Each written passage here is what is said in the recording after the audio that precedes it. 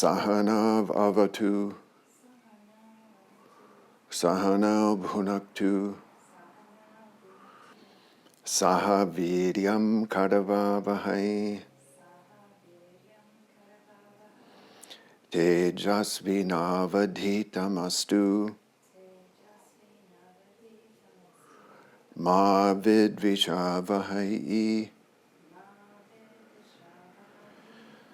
Om Shanti Shanti Shanti. Om Saraswati Namastubhyam Varade Kamarupini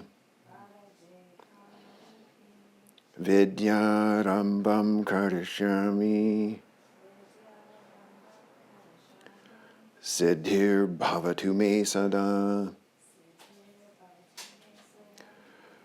Om.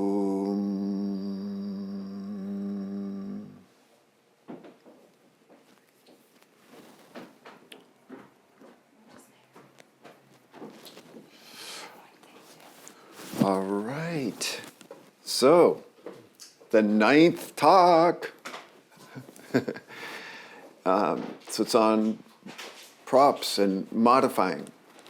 Okay, and so a couple of things. So it's a big subject. We could have the whole thing on props, on modifying.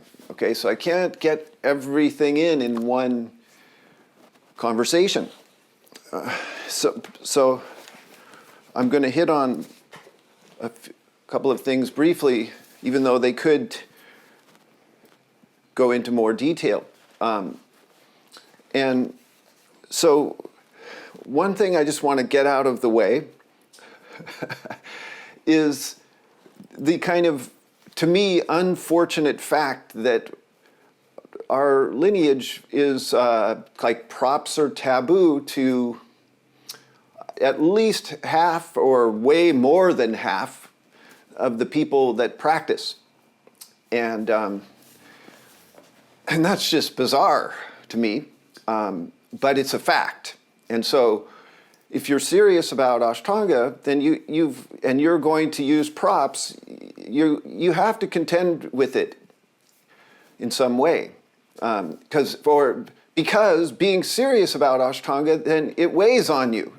It's not like I'm going out of my way to be a rebel or go outside the system, quote, right? Like that's not the, in fact, yeah, but and also for me, it definitely, like you can get guilt or you can not modify. Like that can be your response, is I just won't use props because you don't use props. Or you can feel guilty and then have this kind of strange relationship to it, feeling like you're doing something wrong all the time or part of the time. Okay, but my reaction is more like anger. Like I get mad that's such an unhelpful rule, big rule, fundamental aspect of practice is not only not encouraged and developed, right, and invited, embraced, expanded upon, but you can't do it. And so that just, it's, I have to like keep my anger in check about it, actually.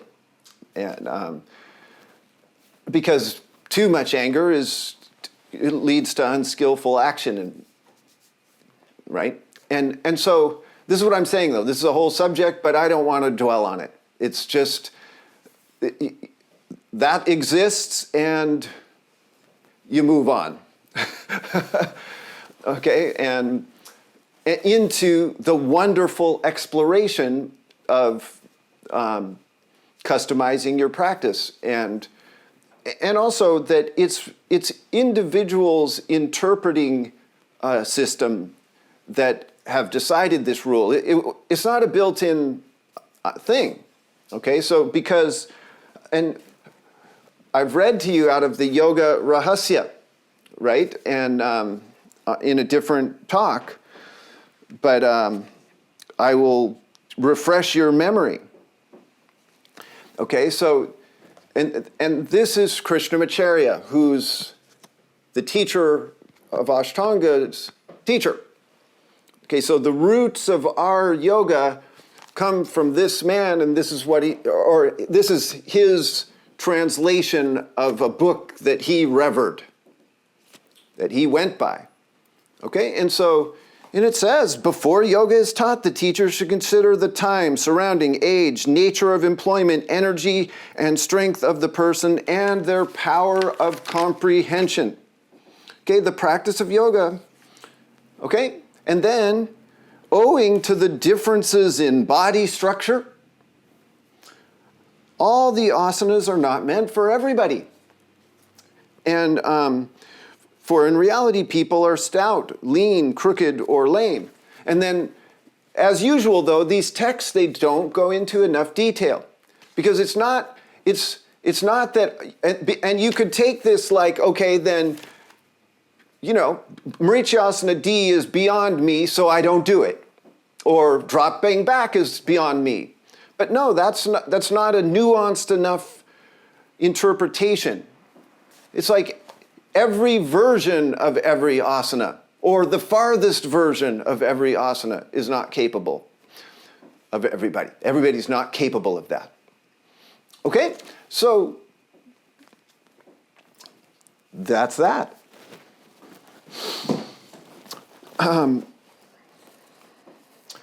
Okay, and then, and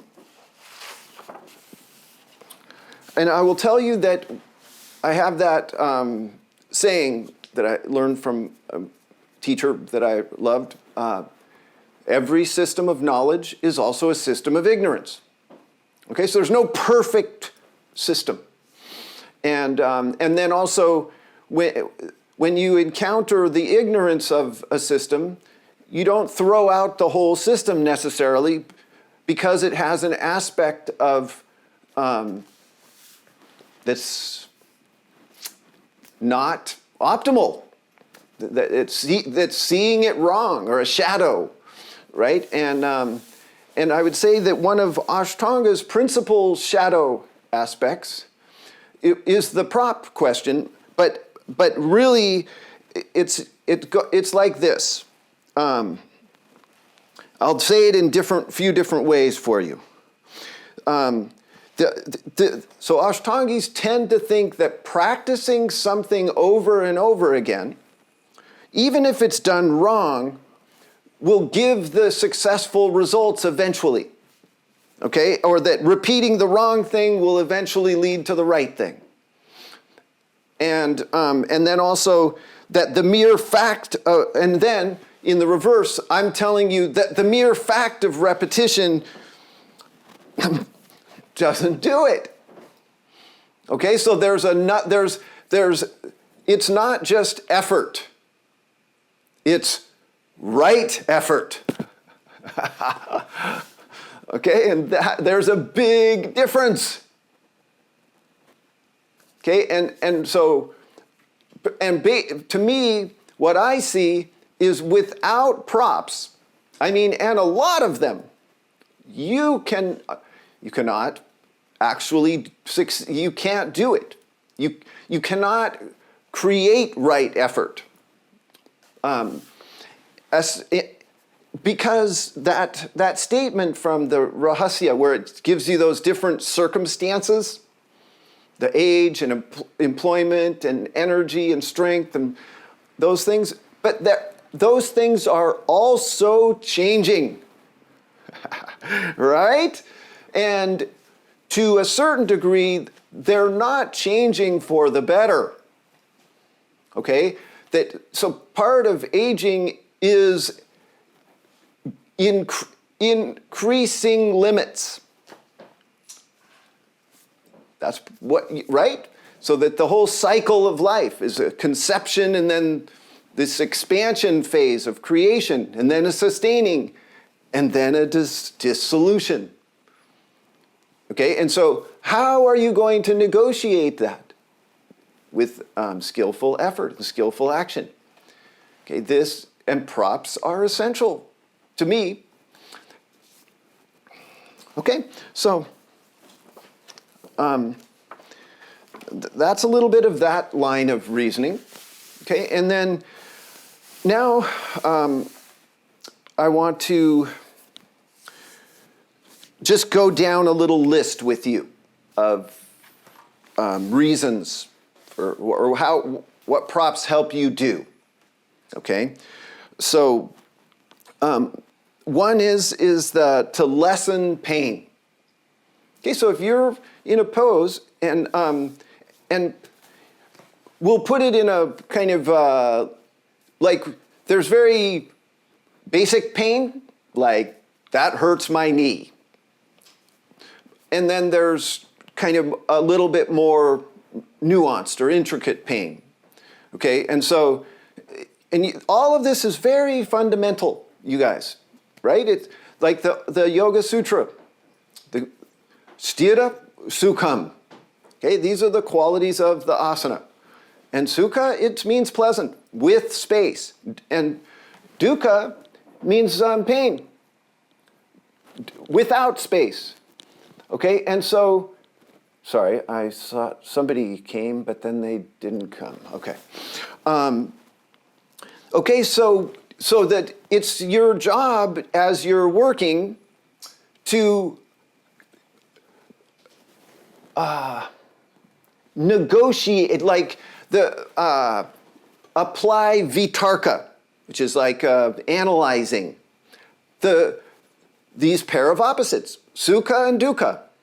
Okay, and when you encounter dukkha, one of your responses is to lessen it. It's to get busy, do something, respond to it positively, and lessen or eliminate.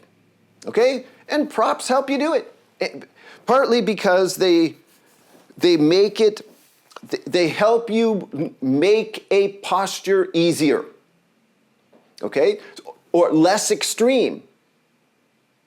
Okay, so, like an example of when the pose, like in a standing, that Ardha Baddha Padmottanasana, the half lotus standing forward bend pose.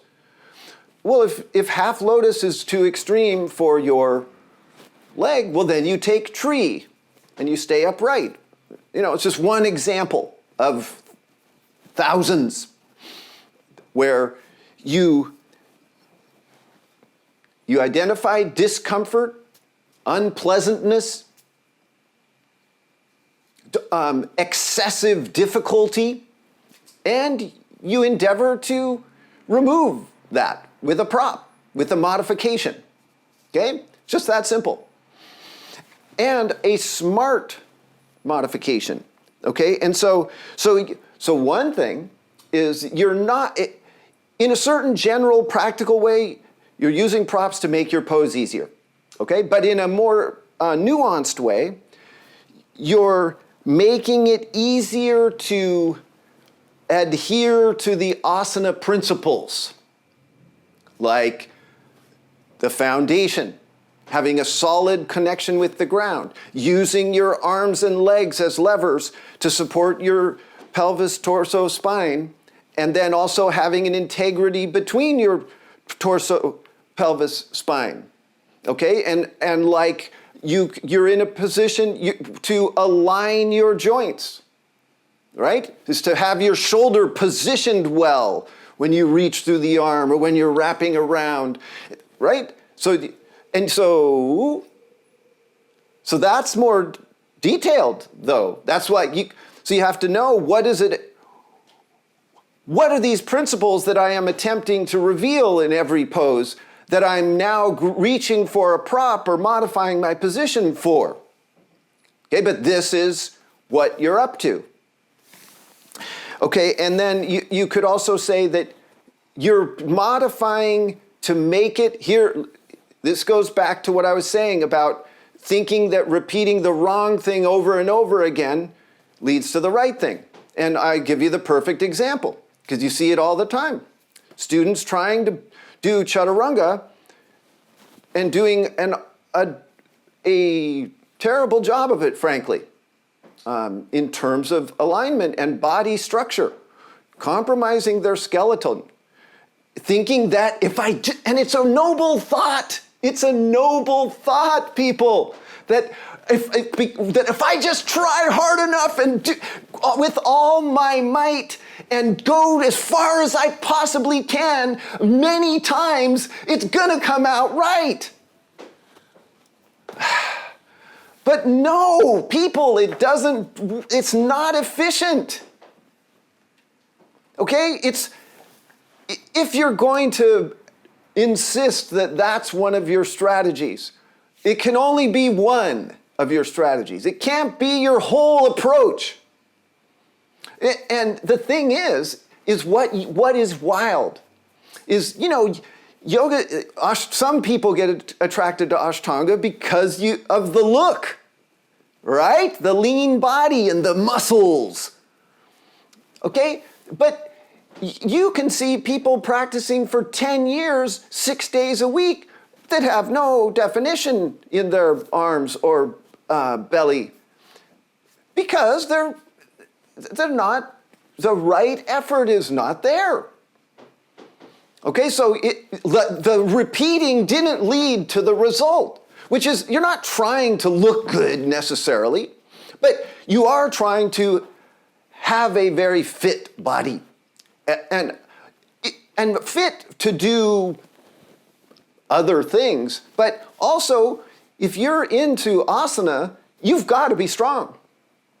You've got to be flexible to do these things, to do first series, second series, third series, right? And so to not be strong and flexible and then try to do some pose from second, that's not a good recipe.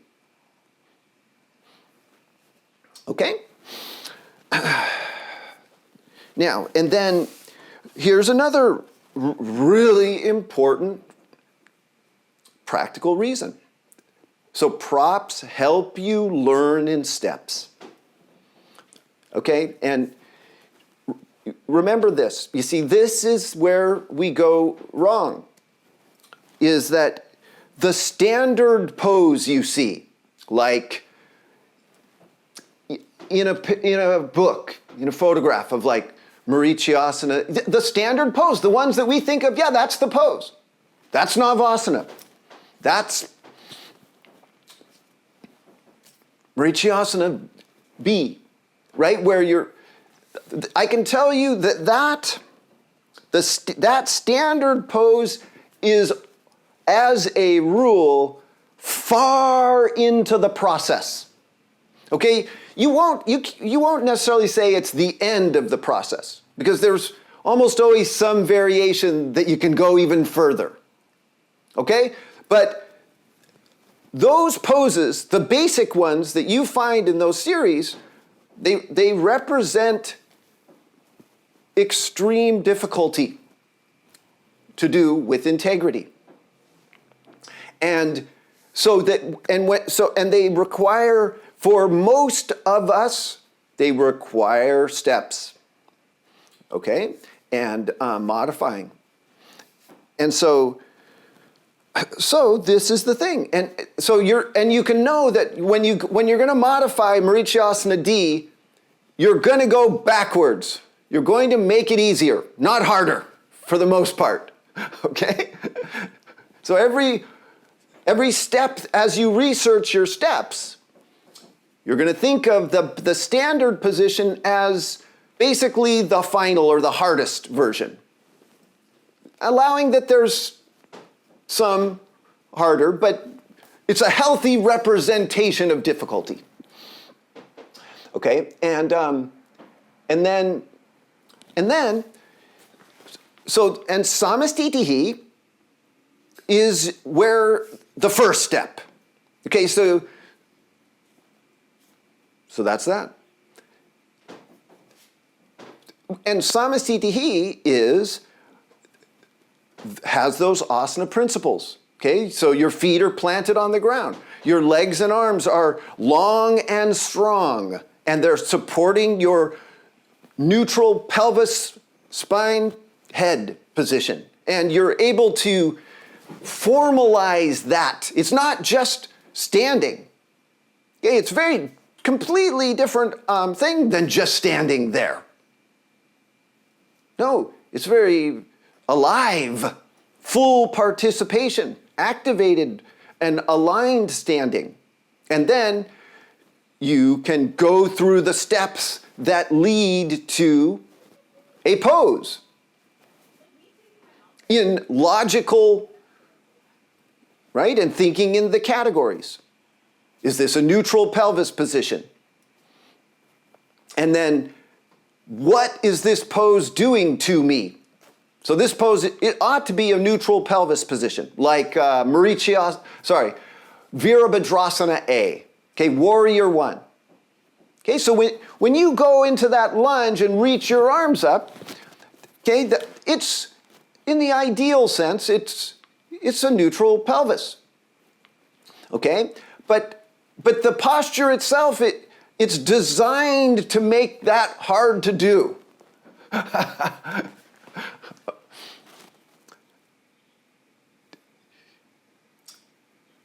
Yes, it's designed for that. It's designed to throw you off. Okay, and this is what's so cool about yoga. You see, is that this is where you use your intelligence to like sort things out. Okay, and so what it'll tend to do is throw your pelvis into a forward tilt and open your ribs out and spoil the line through your torso, pelvis, torso, head. Okay, and so you've got to have a response to it. And this is where, one second here, some complexity enters the equation. Okay, so for one thing,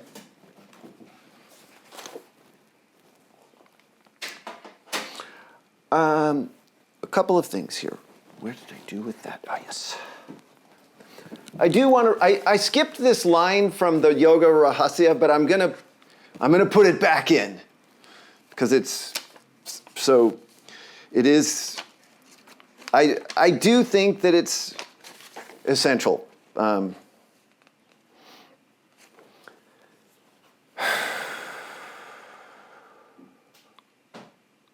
Oh, no, I see. No, I was wrong, actually. Sorry, I skipped that line because I thought it said something, but it didn't. Okay. The line when it says, before yoga is taught, the teacher should consider all those things. And then it says, the practice of yoga must be done by a learned person who has self-control. I like that. But I thought it was going to say, because it always says it, you got to learn by the grace of the guru. You have to have a teacher, right? And I rail against that a little bit. I like to think that it's like, I can figure it all out, right? But I feel that, I'm a teacher, okay? And I am feeling like what I offer you is very helpful, okay? And that negotiating what I'm talking about is not easy. Okay, so deciding, because what I'm asking you, how I operate and why props come into the equation is because I think of every pose like I draw up in my mind the ideal. Okay? Like what is and for each one, and even if it's and we've talked about this in other talks, right? When we're talking about how to master a pose and different things. This is a review. Okay, so that even if it were arbitrary, which I don't believe it is, I think that there is a an optimal way to do every pose. That's according to skeletal alignment and various factors. Okay, so you come up with this ideal, and it's to a certain degree an external ideal, a collective ideal, we'll say, not external, collective. Okay, and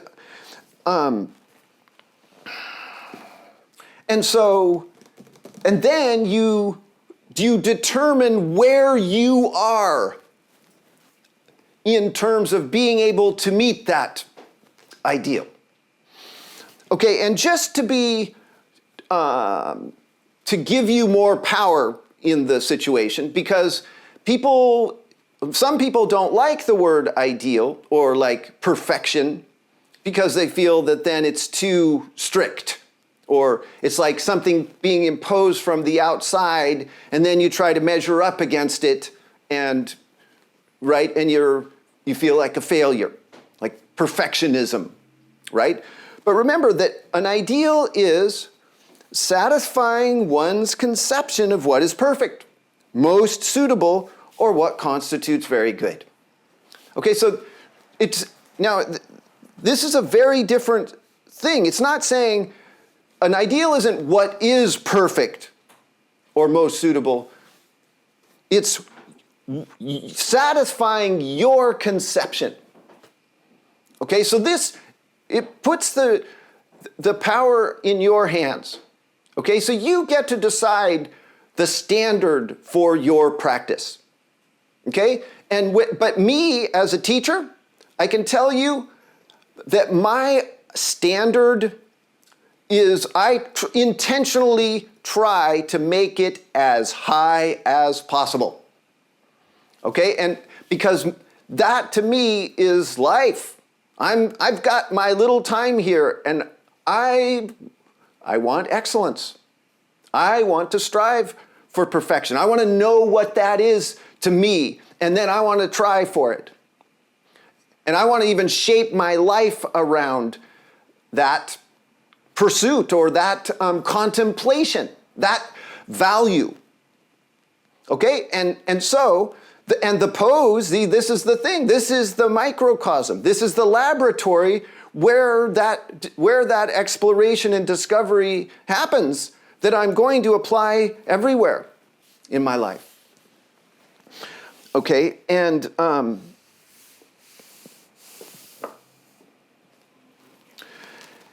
so the poses themselves, when you really contemplate them, you can see that even the most basic one is nearly impossible to perfect. Okay? See, this is something, they're not easy, and they're not designed to be easy. Okay? And in fact, it's the opposite. They are designed, the postures are designed to force you to learn to make concessions as you try for the ideal. Okay, and what is a concession?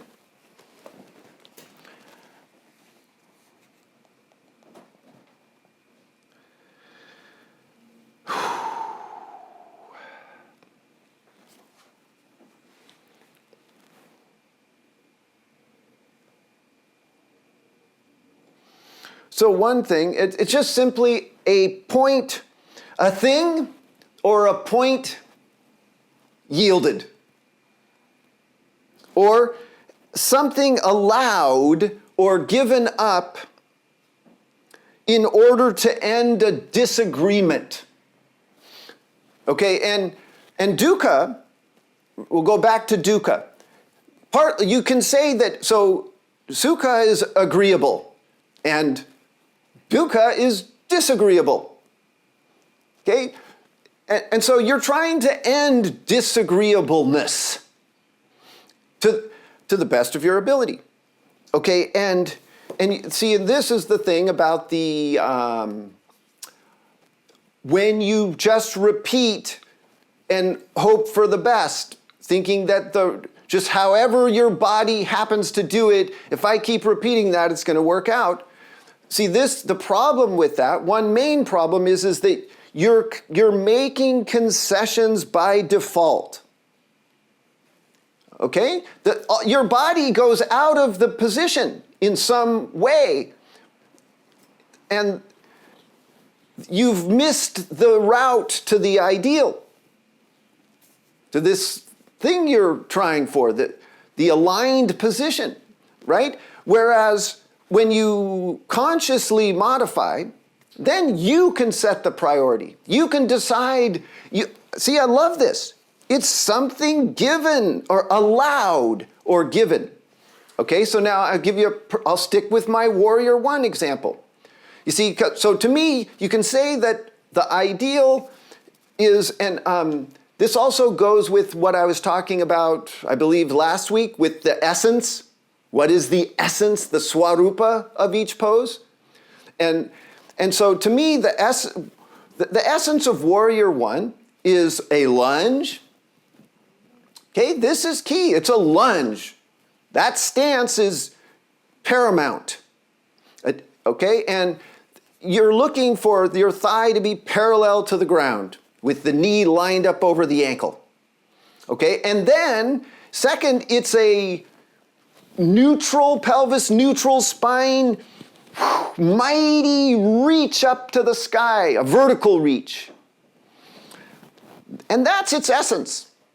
Two lines, the lunge and the reach.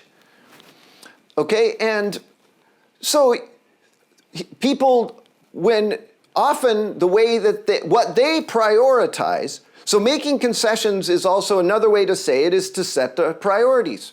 What's the most important? What's the essence, and how am I going to design my effort to achieve it? Okay, and so to me, people, they arbitrarily decide that the back leg being the foot planted on the ground and it fully extended is important. And that it doesn't matter how deep the lunge is, it doesn't matter what happens to my pelvis, my spine, my arm position, but my God, my back leg is going to be straight and that foot is going to be down. And me, the back leg is the last priority. Okay? Because to me, that's not the essence. That's an important point in the ideal, but you're going to have to you're going to have to yield. You're going to have to allow or give up something. So what, right? Nobody's going to get it all. You got it? You going into a pose are making concessions, whether you use a prop or not. This is the thing that has to be acknowledged. Okay? And so, I'm gonna take control of that. And this is a beautiful thing because it leads to the word compromise. Compromise. And you see, and this is so paradoxical about yoga. Okay, so because yoga's high pinnacled, right? You're trying to reach the high pinnacled peak of Raja Yoga. It's like you're trying to get rid of the ego, get rid of desire, like be the perfect example of a human being, peace-loving, unifying. Right? Don't mistake, this is heavy duty. Okay, but then you get there, but to get there, to even approach that high pinnacled place, you have to learn the art of compromise, making concessions. So compromise is an agreement, sukha, right? Agreeable. An agreement or a settlement of a dispute that is reached by each side making concessions.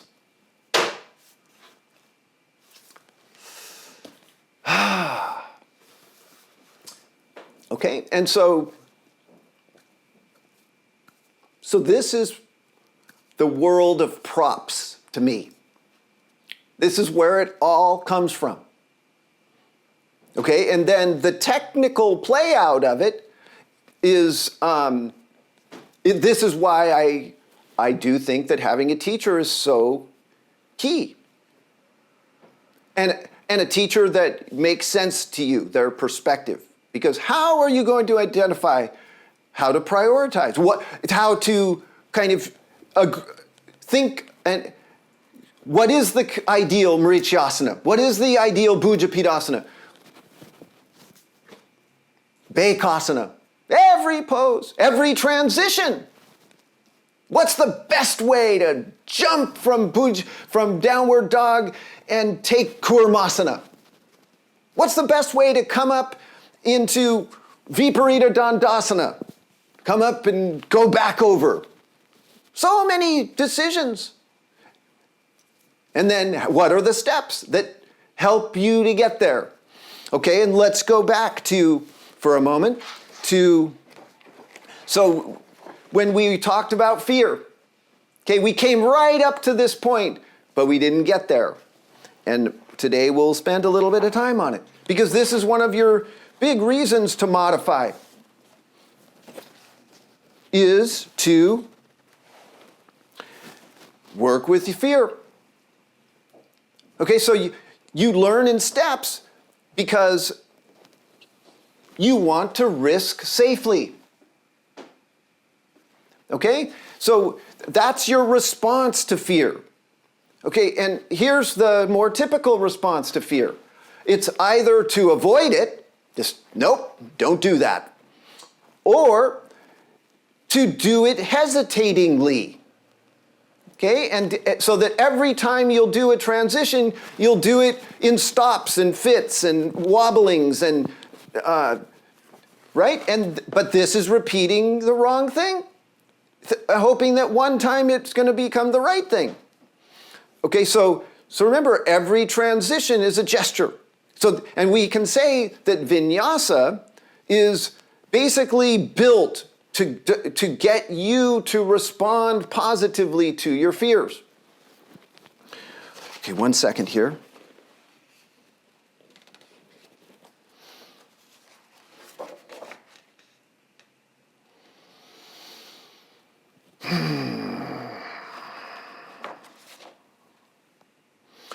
So you can say that, you see, this is how we are though, as human beings. Okay, so there's, for one, the reality of the world we're in is terrifying. Okay, that death can come anytime. There's constant change.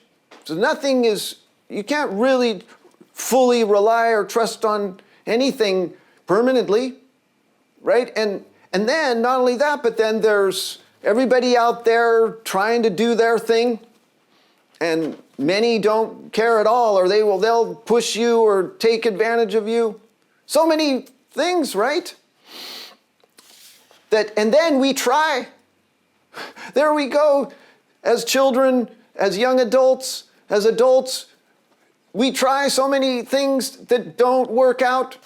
So many bad choices, so many failures, pain. Stop trying. You get shell-shocked, right? And then we get into a habit of inaction.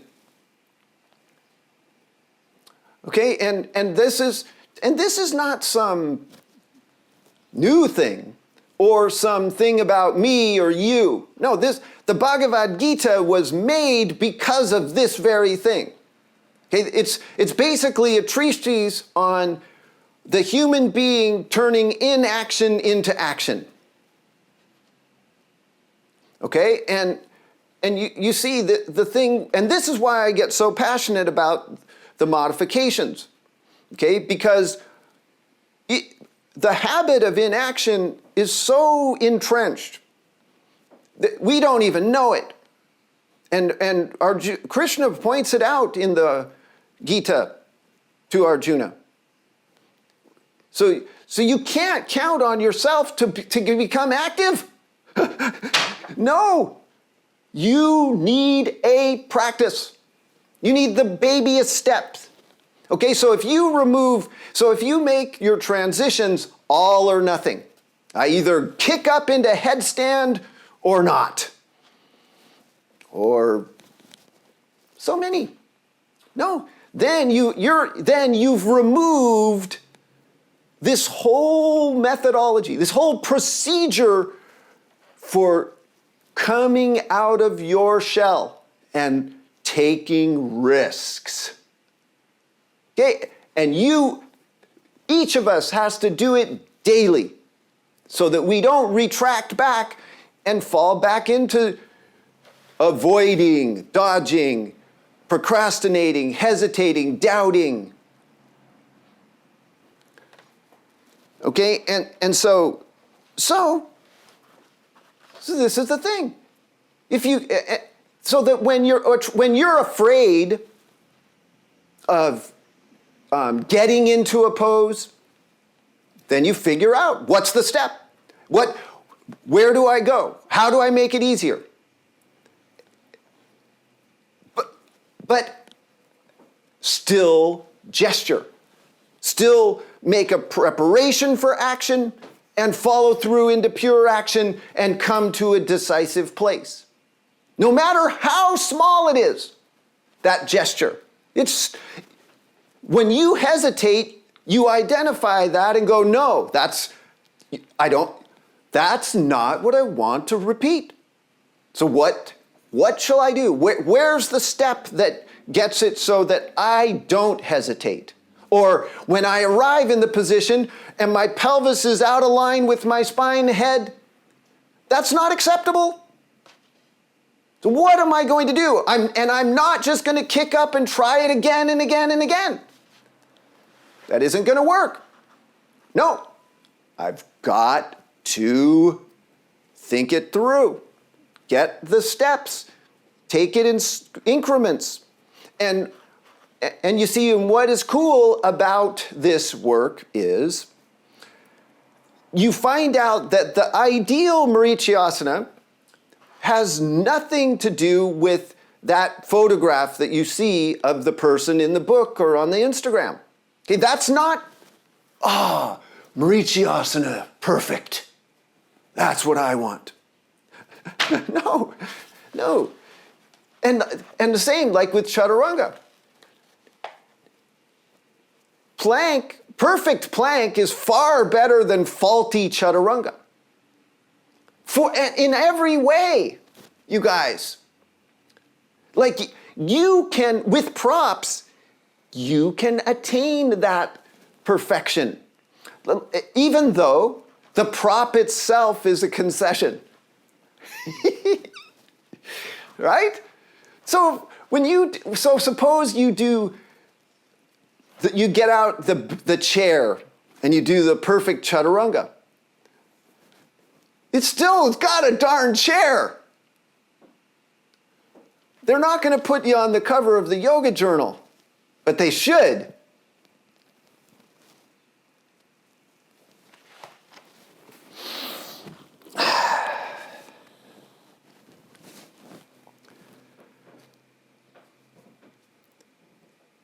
Okay, so, and this, also I get so passionate about this is because, look at this, you guys. We're doing this very healing art.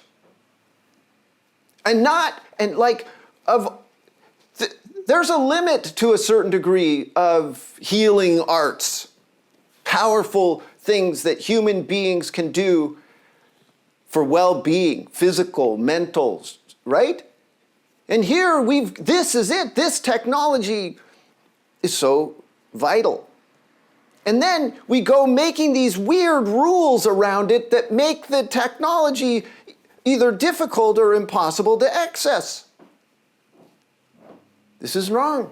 You have to switch. Okay, and so we have to move away from all or nothing thinking and go into thinking in degrees, in steps, in stages, shades, nuances. Prioritizing. Okay, and so this is for negotiating aging and disease. Okay, and so I wrote this poem. It's one of a DG funky poem for Marcia. Okay, and for anyone facing intense limits.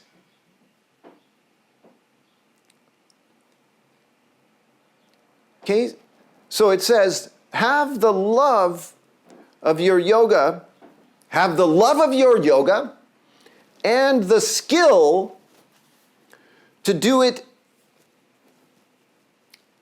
So it's the love of your yoga and the skill to do it under any and all circumstances. Any and all circumstances. Okay, and so and prepare and train when you are able. And then you'll be ready whenever some new, unthinkable, impossible limit comes upon you. See, there's serious implications here. Okay? So, because if you play the game like that you can't modify, that it's all or nothing, then and like you're more likely to play that game when there's a lot of all. Right? I can do it. I can do all these things. Yeah, let's go. But then every single one of us gets laid low.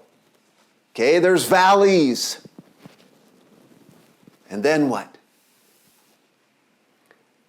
Okay, you're training for those valleys. You're training so that if you're laying down on your back, unable to do one sun salutation, you can practice. Okay, and this is the skill you're trying to develop. This is the success you're looking for. Okay, not mastering some series and binding in poses and walking in and grabbing your ankles. A couple of things that I want to tell you about this is, okay, and these are key points to me. Okay, number one,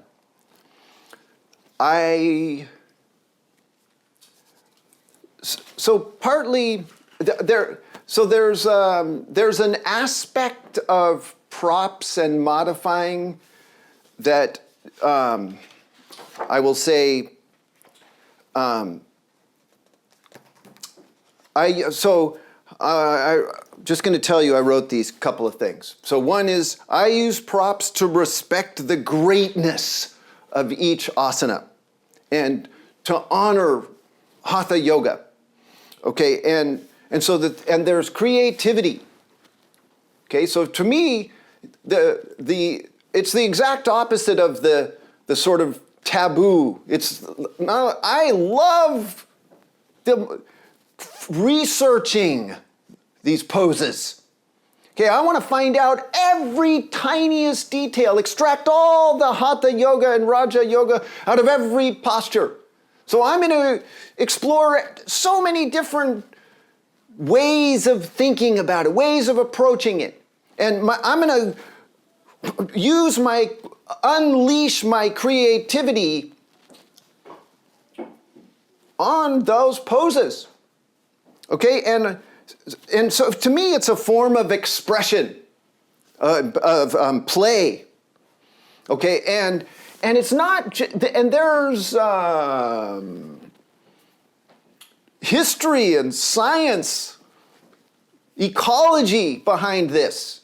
Okay, we're going back to the whole roots of the human being with a body moving, dance, beauty, functionality.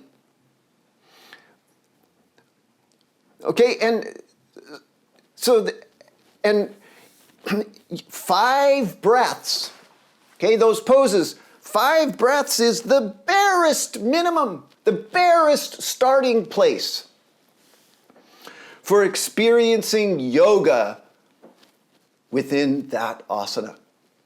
Do you understand? That 5 breaths isn't the end. It's the barest beginning.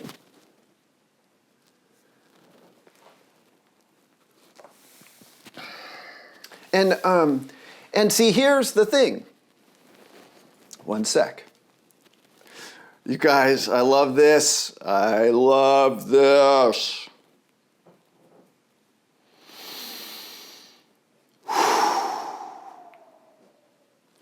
So the prop gives an advantage. And what is an advantage? A condition or a circumstance that puts one in a favorable or superior position. Okay, and it's a condition giving a greater chance for success. Do you understand? And you guys that are working with me, you know that's what I'm trying to give you a greater chance for success. Trying to put you in a favorable position. Trying to give you an advantage. Okay, and in sports it's called the handicap, right? So a handicap is now listen, this is a little bit, it'll give you a little backward spin on it. Okay, so a handicap is a disadvantage given to a person taking part in a game or competition in order to reduce their chances of winning.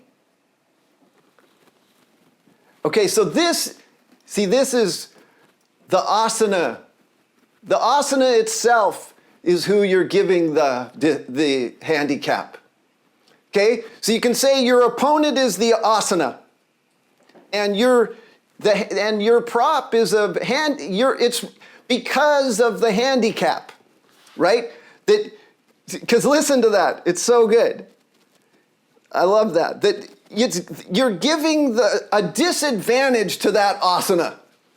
It's like, I'm going to whip out this block and reduce your chances of beating me, Mr. Asana. Yes!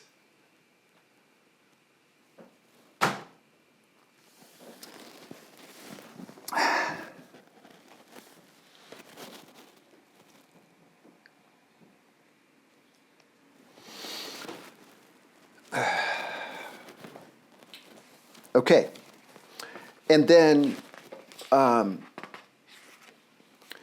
here's another little poem for you. I love this.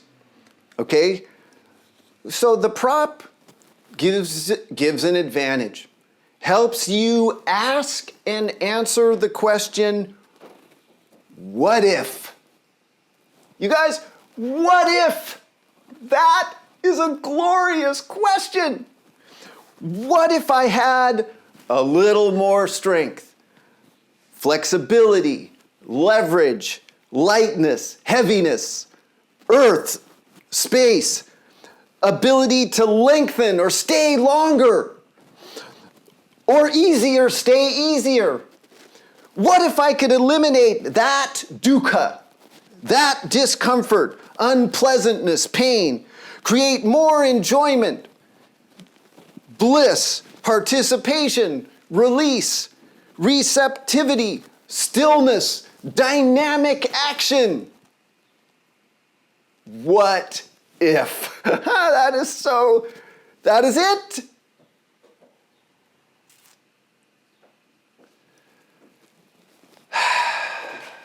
Okay, now last. Oh, wait, no, I have a poem that goes with that.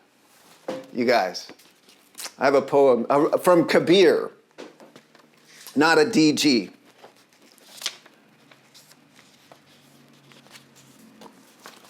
And I've read this to you before in another talk. I can't remember which one, but it's worth repeating. So it goes, the flute of interior time is played whether we hear it or not. Okay, so there's this whole inner voices. It's called nada in yoga, the sound, the internal sound. And it's playing whether we hear it or not. And then it says what we mean by love is it's sound coming in. It's sound coming in. And then this is the line. When love hits the farthest edge of excess, it reaches wisdom. Okay? And the fragrance of that knowledge, it penetrates our thick bodies. It goes through walls. Its network of notes has a structure as if 1,000,000 suns were arranged inside.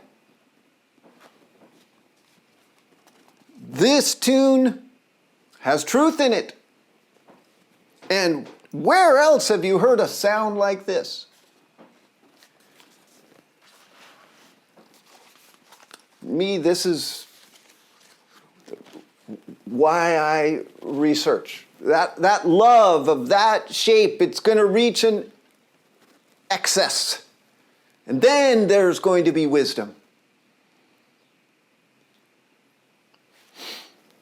All right. And now, last. See, and get this. This is a crucial point here, you guys. Within all of this, modifying, props, protection, meeting all these limits skillfully, creative expression, Ashtanga is the template. Okay, that's the principal form. Okay, so for me, all of the variety, everything circles back to the template. Okay, I'm part of this lineage. Okay, and so all variety is research that eventually leads back to the original form. Me, I'm not just making stuff up out there. No.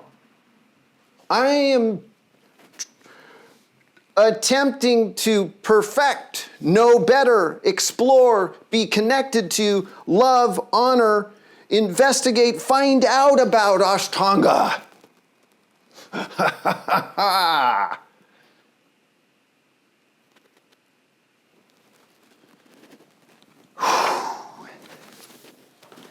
Okay, now I can go take a nap.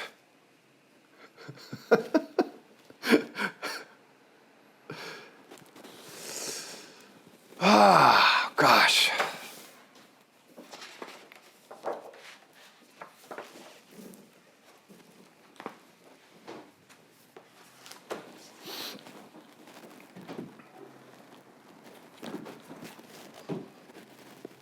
All right, you guys. Seriously, though, that's it. So, please write me your questions for next week based on any of the prior 9 talks. Okay?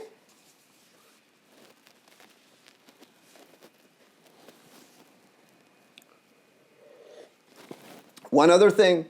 Hold on. So I'm doing a a nice course coming up.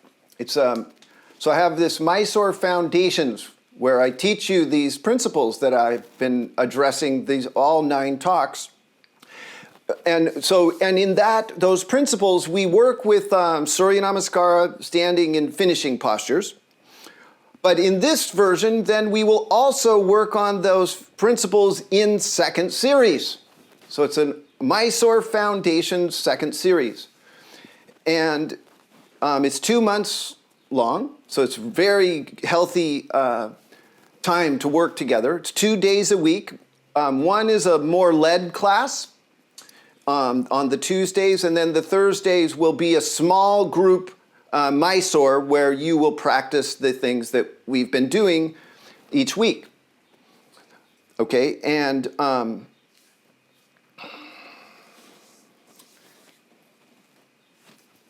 would love to work with you in that. And then when you do, it's a Mysore Foundations is a prerequisite for being in my regular Mysore class. So if you are interested in joining that, this would be an opportunity to meet that requirement and then be eligible for my weekly classes, Mysore classes.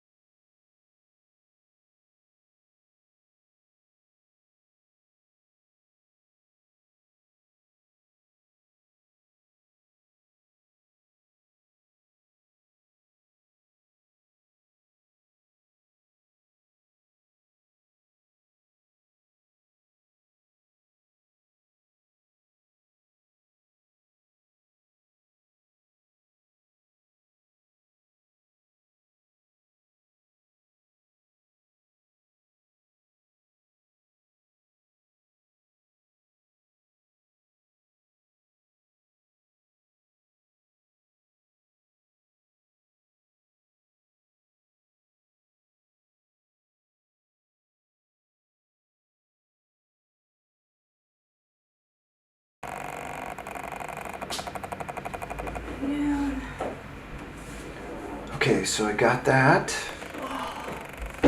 All right, well. That was really good. It's good, right?